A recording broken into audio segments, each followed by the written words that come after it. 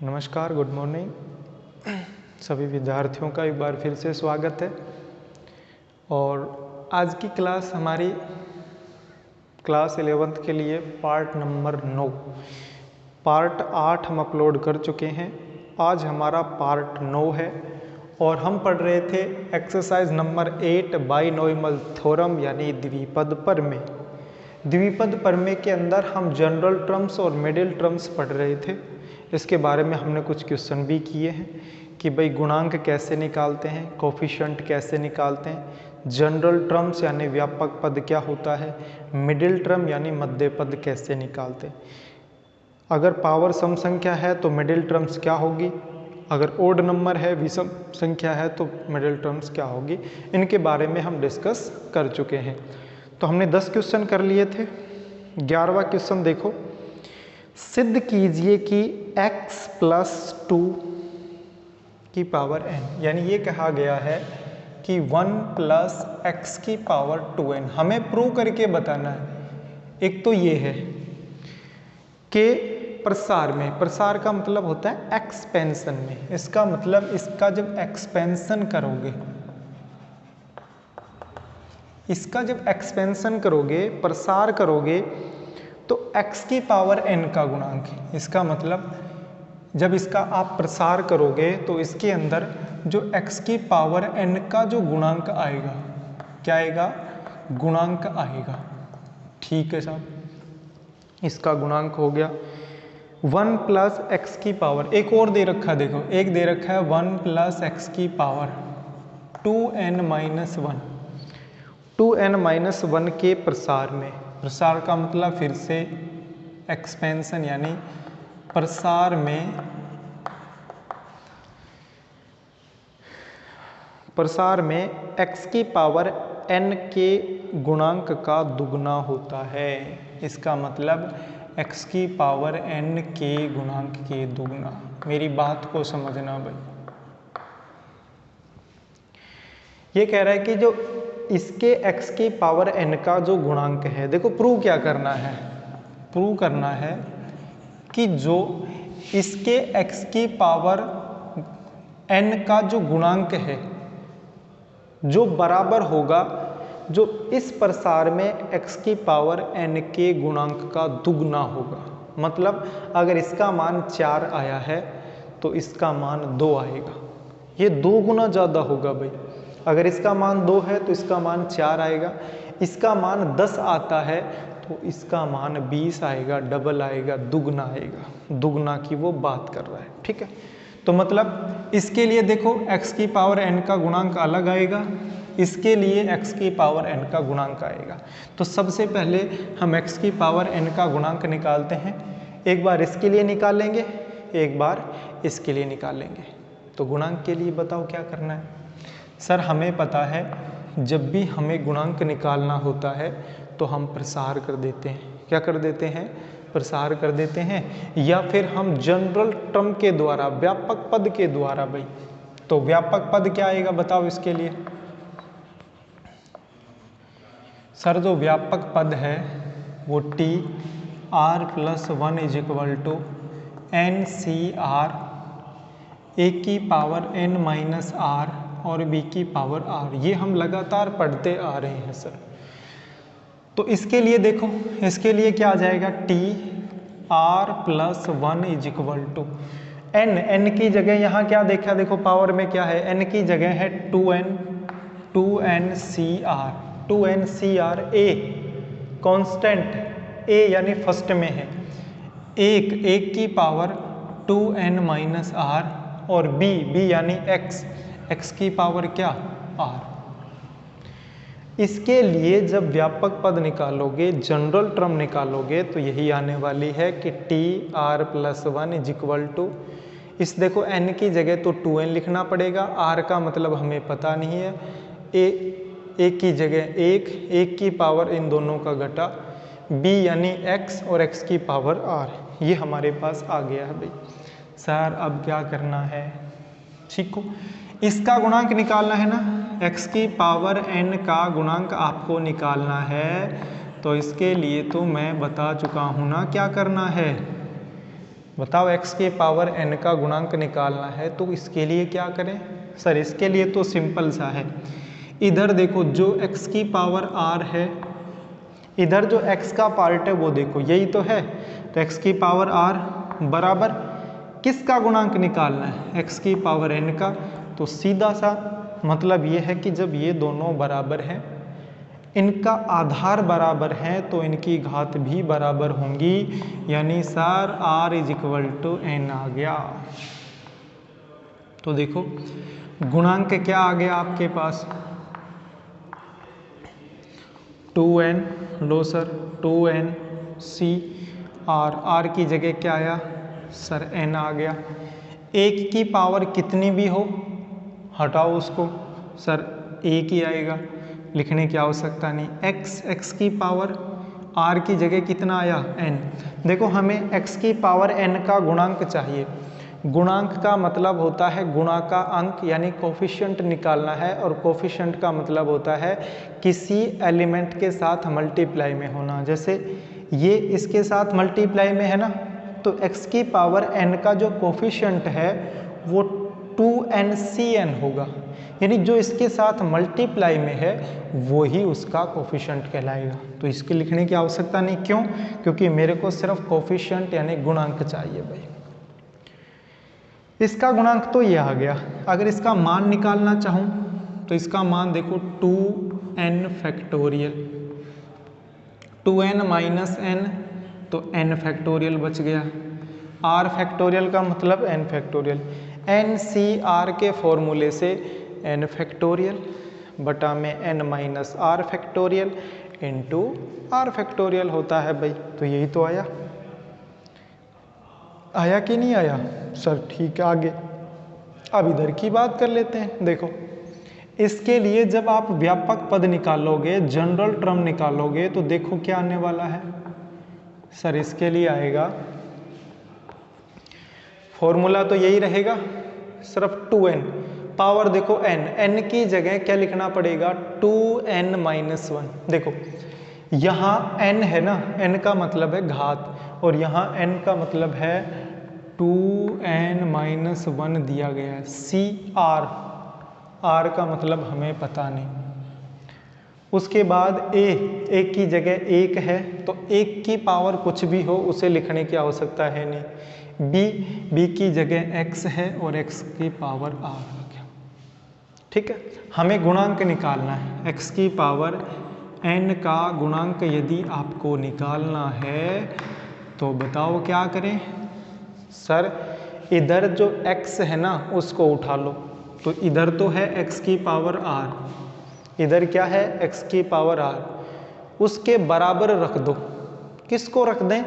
जिसका हमें गुणांक निकालना है। किसका गुणांक निकालना है? x की पावर n का। बताओ जब ये दोनों बराबर हैं तो r का मान n आया कि नहीं आया? जब इनका बेस बराबर होगा, आधार बराबर होगा, तो उसकी घात भी क्या होगी? बराबर होगी भाई। ठीक है, तो r का मान कितना आया? n। तो हमें गुणांक निकालना है। व्यापक पद देखो एक बार, तो व्यापक पद क्या आएगा देखना, 2n माइनस 1c, r की जगह क्या लिखूं? n, x की पावर r की जगह क्या लिखूं? n। मेरे को बताओ, हमें x की पावर n का गुणांक चाहिए। क्या चाहिए? गुणांक, और गुणांक का मतलब होता है गुणा का अंक, यानी जो उसके मल्टीप्लाई में है। तो बताओ x की पावर n के मल्टीप्लाई में क्या है? 2n माइनस 1cn, तो यहाँ लिख दोगे 2n minus 1cn, 2n minus 1cn। अब हमें इसका मान निकालना। देखो इसका मान तो ये आया, अब इसका मान क्या आएगा ये भी निकाल दो। तो देखो क्या आया भाई, n फैक्टोरियल, इसका मतलब 2n minus 1, 2n minus 1 factorial upon में क्या आ जाएगा?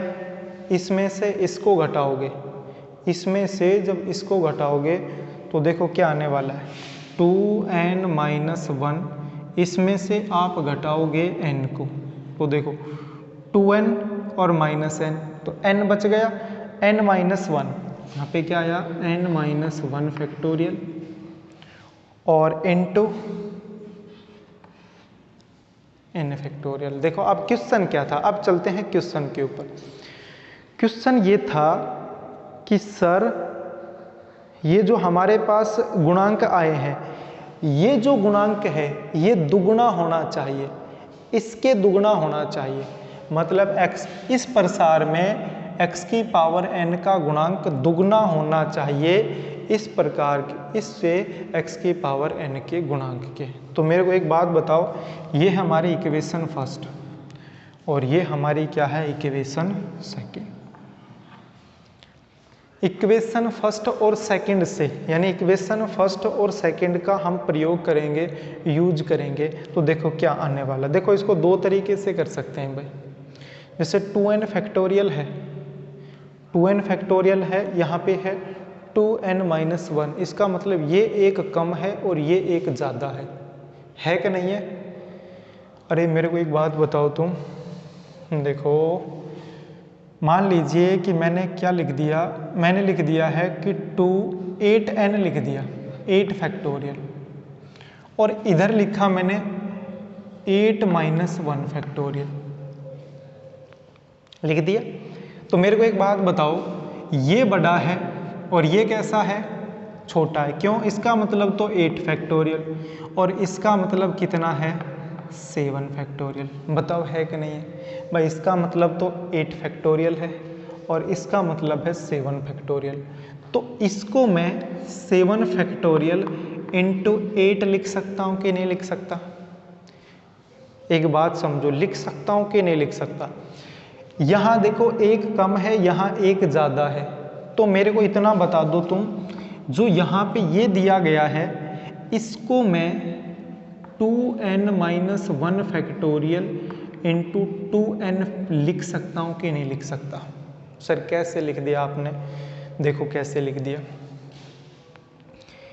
1 गुणा 2 गुणा 3 गुणा 4 गुणा 5, मान लीजिए आपके पास ये है। मैंने आपको ये कहा कि यहाँ से लेकर यहाँ तक को आप फैक्टोरियल 4 लिख दो, तो आगे आपके पास 5 ही तो बचेगा। इसी प्रकार 2n फैक्टोरियल का मतलब है 1 गुणा 2 गुणा, कहाँ तक गुणा चलेगा सर? 2n तक चलेगा। कितने तक चलेगा? 2n तक चलेगा। अगर मैं आपसे पूछूं कि इससे पहले वाला पद क्या आएगा, ये कहोगे सर इससे 1 कम आता है। क्यों? देखो 5 है ना, तो इससे आगे वाला पद 4 आया, इसका मतलब अगले पद से 1 कम होता है कि नहीं होता है? सर बिल्कुल होता है। तो यही तो मैं बता रहा हूं कि इससे 1 कम और 2n से 1 कम 2n-1 होगा कि नहीं होगा? सर बिल्कुल होगा। भाई अगर अगला पद 5 है तो उससे पिछला पद 4 आता है। अगर लास्ट का पद 2n है तो इससे पहले वाला पद इसमें से 1 कम होगा, और 1 कम को 2n-1 से ही तो लिखेंगे। बताओ लिखेंगे कि नहीं लिखेंगे? और यहाँ से लेकर यहाँ तक देखो, 1 गुणा 2 गुणा 3 गुणा 2n-1 तक, तो क्या इसको मैं 2n-1 का फैक्टोरियल नहीं लिख सकता? लिख सकते हैं ना। बाकी गुणा में क्या रह गया? 2n। तो मैंने इसको यही तो लिखा है, बटा में। इसके अकॉर्डिंग चल रहा हूं मैं चाह रहा हूं कि ऐसा लिख के आ जाऊं मैं। n फैक्टोरियल इधर भी है, n फैक्टोरियल इधर भी है, n फैक्टोरियल को रहने दो। देखो एक n फैक्टोरियल और है, लेकिन यहाँ n में से 1 कम है। जो मेथड यहाँ लगाया वो यहाँ पे भी लगा सकता हूँ ना। n फैक्टोरियल को क्या मैं n-1 फैक्टोरियल इंटू n नहीं लिख सकता? सर कैसे लिख दिया? लो इसको भी समझ लो। फैक्टोरियल n का मतलब है कि 1 गुणा 2 गुणा 3, और कहाँ तक गुणा चलेगा? ये गुणा चलेगा n तक। n से पहले वाला पद 1 कम का मतलब है कि n है तो n से 1 कम n-1। 1 से लेकर n-1 तक गुणा, 1 से लेकर n-1 तक गुणा को n-1 फैक्टोरियल नहीं लिख सकता? लिख सकता हूँ भाई। फैक्टोरियल का मतलब ही क्या है? 1 से स्टार्ट कर दो और जो लास्ट में आता है वहाँ तक गुणा करना है। तो 1 से लेकर n-1 तक के गुणे की बात कर रहा हूँ, तो n-1 फैक्टोरियल आ गया इनटू n। बताओ, यही तो लिखा मैंने।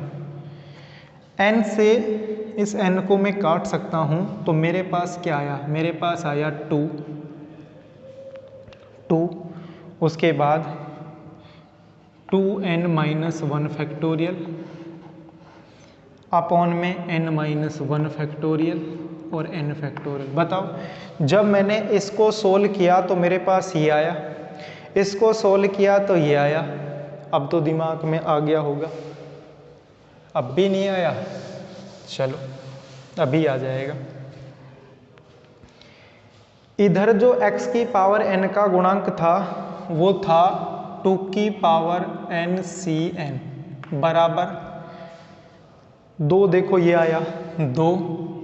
और बताओ इसकी जगह, ये देखो ये रहा, इसको मैं सोल्व किया मेरे पास ये आया, इसको सोल्व किया मेरे पास ये आया, इसको सोल्व किया मेरे पास ये आया। मेरे को तो इतना बता दो कि ये जो दिया गया है, ये जो पार्ट है आपके पास, इसकी जगह 2n-1 Cn नहीं लिख सकता? लिख सकता हूँ 2n-1 Cn। और यही मेरे को सिद्ध करना है कि इसके एक्सपेंशन में x की पावर n का कोफिशिएंट बराबर होगा 2 इंटू जो इधर लिखा था उसके एक्सपेंशन में x की पावर n का कोफिशिएंट के। भाई ये प्रूव करना था। देखो ये इसके दुगने के इक्वल है।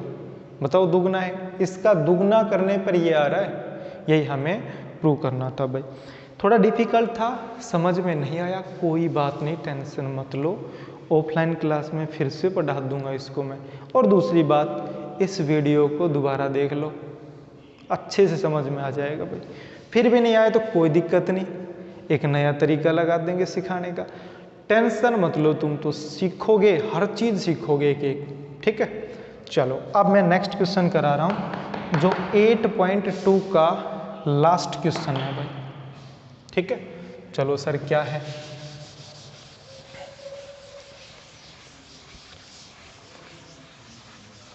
वो लास्ट क्वेश्चन भी देख लेते हैं।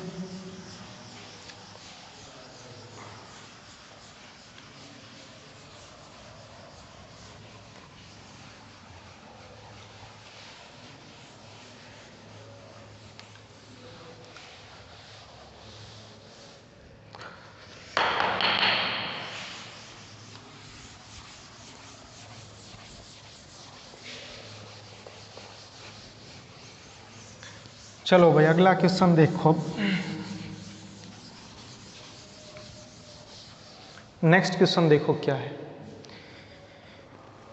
Question number 12। क्वेश्चन नंबर 12 और क्वेश्चन नंबर 12 क्या कह रहा है? m का धनात्मक मान ज्ञात कीजिए, यानी m की वैल्यू निकालनी है पॉजिटिव, यानी m है ना, इसकी वैल्यू फाइंड करनी है और वो भी प्लस की, यानी धनात्मक का मतलब क्या होता है? प्लस की संख्या, जिसको इंग्लिश में पॉजिटिव बोलते हैं। भाई m का धनात्मक मान ज्ञात कीजिए, यानी find the value of m, positive value. ठीक है, अच्छा उसके बाद जिसके लिए 1 प्लस एक्स की पावर m, जिसके लिए 1 प्लस एक्स की पावर m। ठीक है भाई, के एक्सपेंशन में, यानी इसका प्रसार करने पर,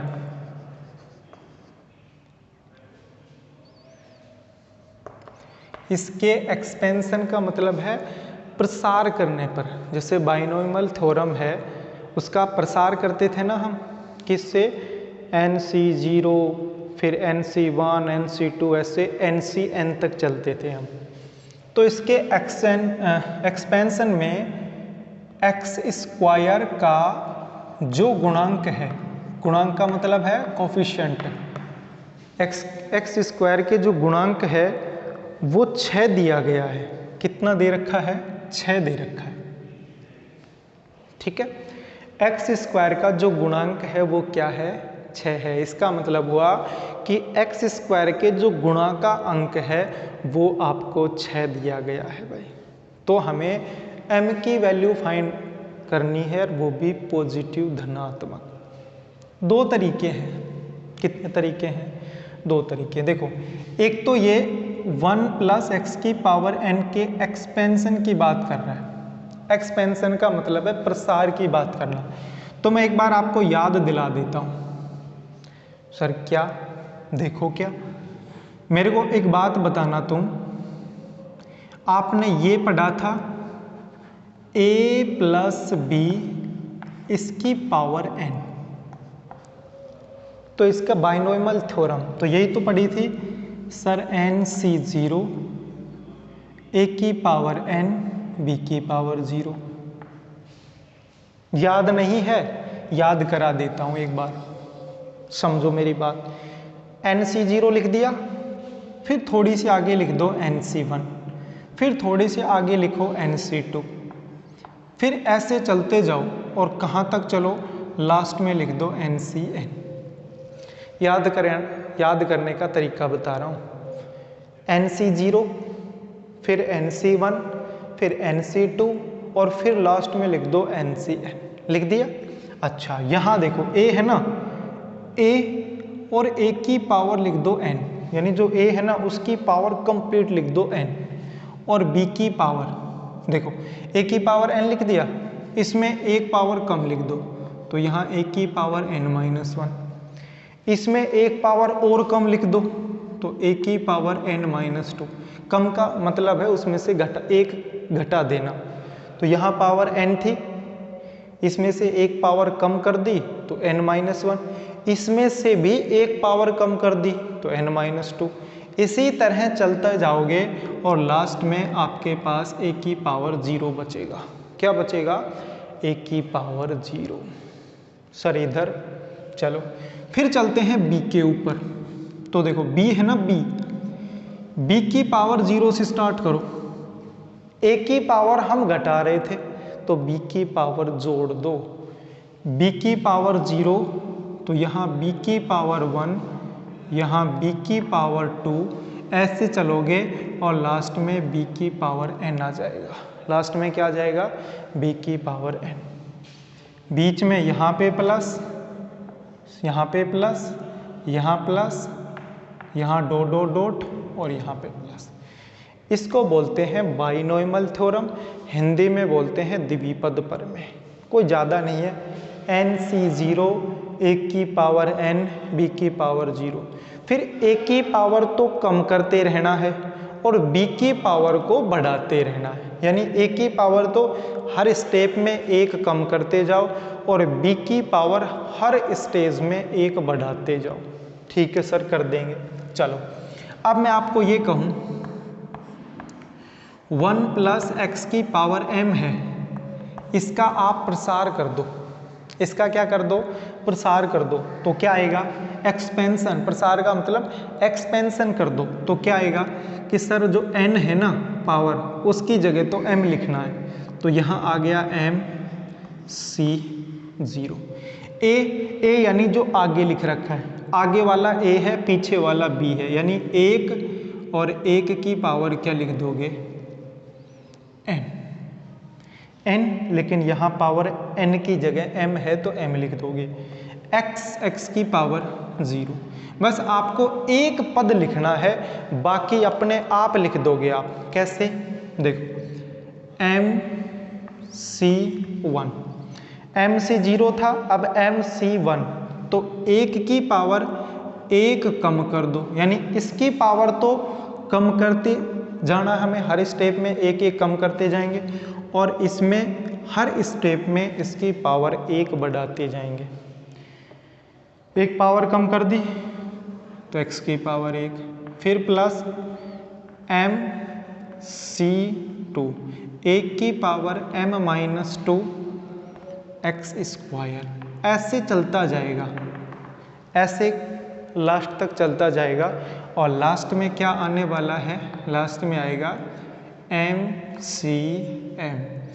1 की पावर a यानी 1 की पावर 0 और b यानी x की पावर n। ठीक है भाई, इनको उल्टा लिख सकते हो, यानी b की पावर n और a की पावर 0 लिख सकते हो, गलत नहीं है, मैं पहले बता चुका हूँ। हो गया? ठीक है, चलो अब मेरे को एक बात बताना, यहाँ 0 आ गया तो मैं पहले बता चुका हूँ इसकी वैल्यू 1, इसकी वैल्यू क्या होगी 1। x की पावर 0 का मतलब, किसी की पावर 0 का मतलब 1, इसका मतलब इस पूरे की वैल्यू तो 1 हो गई। फिर प्लस MC1, यहाँ 1 आ गया तो जो ऊपर लिख रखा है वही उसकी वैल्यू होगी। जैसे 5C1 आया तो 5 वैल्यू आई, 4C1 आया तो 4 वैल्यू आई, इसी तरह MC1 आएगा तो M वैल्यू आ जाएगी। क्या वैल्यू आ जाएगी? M। एक की पावर कुछ भी हो उसकी वैल्यू 1, x की पावर 1 का मतलब हो गया x। फिर प्लस MC2, सर इसकी वैल्यू नहीं पता, रहने दो MC2।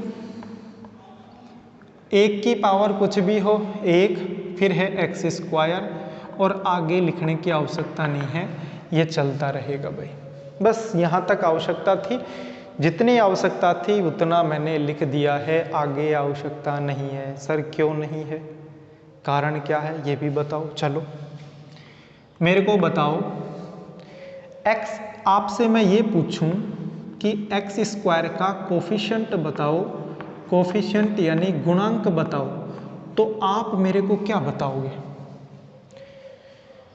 मैं आपसे क्यों पूछ रहा हूं कि x² का कोफिशिएंट बताओ, गुणांक बताओ, तो आप मेरे को क्या बताओगे कि सर जो x² के गुणा के अंदर है वो उसका कोफिशिएंट होता है, गुणांक जिसको हम बोलते हैं। तो देखो x² यही है ना, और इसके गुणा में क्या है? सर इसके गुणा में MC2 है, तो x² का जो गुणांक आएगा वो MC2 आएगा। बताओ आएगा कि नहीं आएगा? सर बिल्कुल आएगा। जब हम इसका एक्सपेंशन करेंगे तो हमारे पास x² का जो गुणांक आया है, गुणा का अंक, वो MC2 आएगा। आ गया? प्रश्नानुसार, अब इंग्लिश मीडियम वालों को ये नहीं पता है प्रश्नानुसार क्या है। प्रश्नानुसार का मतलब होता है अकॉर्डिंग टू क्वेश्चन, यानी क्वेश्चन के अनुसार जो प्रश्न दिया गया है उसके अनुसार, अकॉर्डिंग टू क्वेश्चन। देखो क्वेश्चन पे चलो, क्वेश्चन के अंदर x² का जो गुणांक है वो कितना दिया गया है? सर 6 दे रखा है।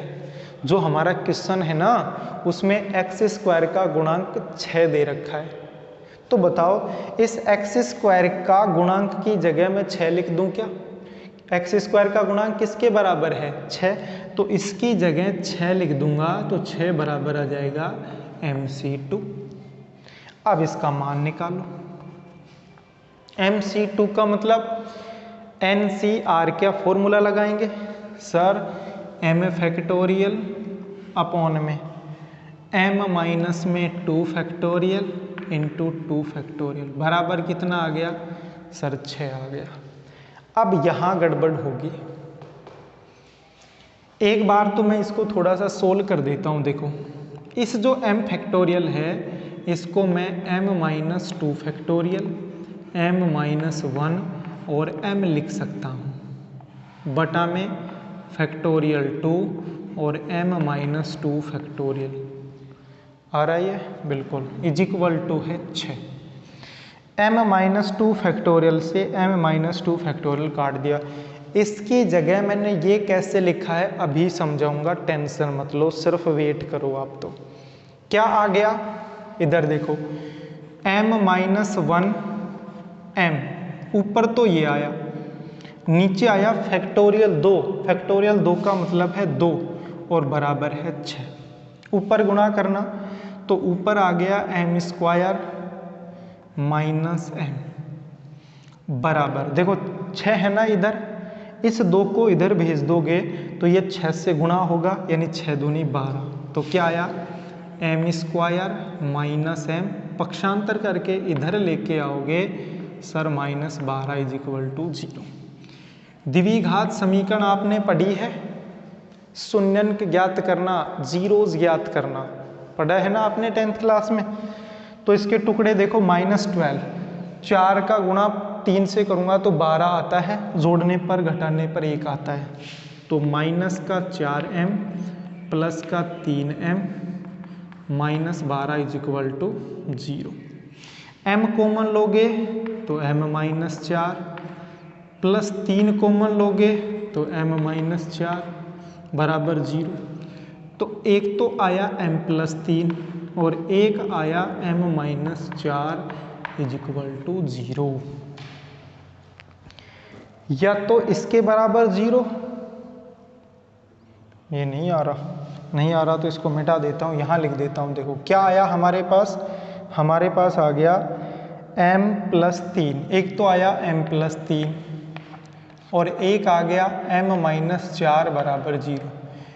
एक बार इसके बराबर 0 रखेंगे, एक बार इसके बराबर 0 रखेंगे, तो m का एक तो मान आया -3 और एक कितना आएगा 4। इसके बराबर 0 रखोगे तो -3 आएगा, इसके बराबर 0 रखोगे तो 4 आएगा। तो m इज इक्वल टू 4 हमारा आंसर रहेगा। सर क्यों? क्योंकि हमें पॉजिटिव चाहिए था, धनात्मक मान निकालना था। धनात्मक मतलब पॉजिटिव, ये तो नेगेटिव है। तो m का पॉजिटिव वैल्यू 4 होगी, यही हमारा आंसर होगा। अब यहाँ आ जाओ कि सर इसको आपने ऐसे कैसे लिख दिया। अब इसको समझा देता हूँ मैं, देखो कैसे लिख दिया। एक बात बताओ, m फैक्टोरियल का मतलब क्या होता है? सर m फैक्टोरियल का मतलब होता है 1 गुणा 2 गुणा 3 गुणा, सर m तक गुणा चलेगा, होता है। ठीक है, अब मैं आपसे कहूँ, इसको यहाँ तक लिख देता हूँ, मैं आपको ये कहूँ कि इससे पहले वाली संख्या क्या आएगी, तो आप कहोगे कि सर इससे एक कम, इससे एक कम का मतलब m-1। फिर मैं कहूँ इससे पहले वाला नंबर क्या आएगा, फिर आप कहोगे सर इसमें से भी एक कम, तो m-2। बताओ, 1 से लेकर m तक गुणा करोगे तो इससे पहले वाला m-1, इससे पहले वाला m-2 आएगा। तो मेरे को इतना बता दो, यहाँ से लेकर यहाँ तक 1 से गुणा लेकर मैं m-2 तक चल रहा हूँ। 1 से मैं 8 तक चलूँगा तो 8 फैक्टोरियल लिखूँगा। 1 से लेकर m-2 तक चलूँगा तो m-2 फैक्टोरियल तक ही तो चलूँगा, तो m-2 फैक्टोरियल। बताओ, m-2 फैक्टोरियल लिख रखा है। आगे कौन कौन बच गया? एक तो बच गया m-1 और एक क्या बच गया m। तो मैंने भी तो इस फैक्टोरियल m की जगह m-2 फैक्टोरियल m-1 और इंटू m, यही तो मैंने लिखा था। क्यों लिखा? ताकि ये दोनों कट जाए, और हमने इसको सोल्व किया। अब ये द्विघात समीकरण टुकड़े बनाना ये तो आपको आता है, जीरोज निकालना, शून्यंक निकालना भाई। ठीक है, तो आपकी एक्सरसाइज नंबर 8 है, 11th में जो एक्सरसाइज 8 है वो आपकी कंप्लीट हो चुकी है भाई। ठीक है, आपकी कंप्लीट हो गई है। कल से एक नया चैप्टर स्टार्ट करूँगा भाई। ये थोड़ा डिफ़िकल्ट था, मैंने डिफ़िकल्ट पार्ट इसलिए स्टार्ट किया है ताकि आपको जो ये वीडियो उपलब्ध हो जाए, ऑफलाइन में वीडियो उपलब्ध नहीं होंगे, अब ऑनलाइन में वीडियो उपलब्ध हो जाएंगे। आप एक बार नहीं, 2 बार नहीं, 3 बार देखोगे तो सब कुछ समझ में आ जाएगा। अच्छा, एक वीडियो मैं बनाने वाला हूँ इनकी शॉर्ट ट्रिक पर, कि इतनी महाभारत करने की आवश्यकता ही ना पड़े, 1 या 2 लाइन में ही सर आंसर आ जाए। वो आपके नेवी एयरफोर्स में काम आने वाली है। ठीक है, तो उसके लिए भी मैं वीडियो उपलब्ध कराऊंगा कि बाइनोमियल थ्योरम है, उसकी शॉर्ट ट्रिक क्या होगी, कि डायरेक्ट आंसर कैसे निकाल दें। बस देखते ही बता दें कि इसका गुणांक ये आएगा, देखते ही फटाक दे से बताना कि सर इसका आंसर ये आएगा। तो ऐसी वीडियो मैं बनाने वाला हूँ। ठीक है, तो आज के लिए इतना ही। सभी विद्यार्थियों का बहुत बहुत धन्यवाद, थैंक यू, शुक्रिया। और आशा करता हूँ कि घर पर होंगे आप, स्वस्थ होंगे, सुरक्षित होंगे, आपके परिवार हैं वो भी स्वस्थ रहेंगे भाई। ठीक है, कोविड-19 से बचो, मैं बार बार बोल रहा हूँ। और जो हमारे स्कूल हैं वो हो सकता है 21 सितंबर से 9th 10th 11th और 12th स्टार्ट हो जाए। ठीक है, इसी आशा के साथ मैं विदा लेता हूँ। थैंक यू, शुक्रिया, टेक केयर, बाय।